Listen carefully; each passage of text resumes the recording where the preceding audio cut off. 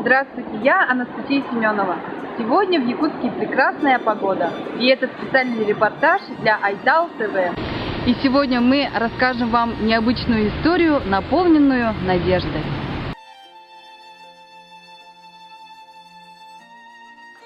Здравствуйте, Евдокия и Иван. Мы активисты молодежного общественного движения Айтал. Скажите, пожалуйста, о вашем прекрасном сыночке, о Айталике. Айталик родился в 2009 году.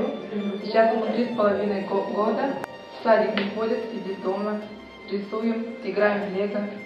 Евдокия, нам известно, что у Айталика непростой диагноз. Скажите, пожалуйста, диагноз его. Это у нас злокачественная опухоль, онкология, нейробластома, которую находят, детская опухоль, которая встречается в год 15 раз из 100 тысяч детей. А есть шанс вылечиться за рубежом? И сколько нужно для... Сейчас вот после года лечения нам наш профессор и этот врач-онколог, он сказал, что у нас 30% выживаемости. И вот если мы дальше поедем лечиться в Германии, то у нас выживаемость увеличится на 10-20%.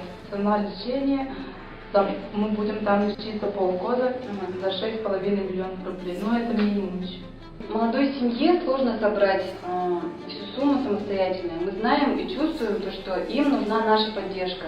В жизни бывают чудеса, и в преддверии вот такого вот прекрасного праздника давайте поможем всем дружненько этому замечательному мальчику, Виталику. Айталик, надо не говорить? О, ничего себе. Ты хорошо делаешь.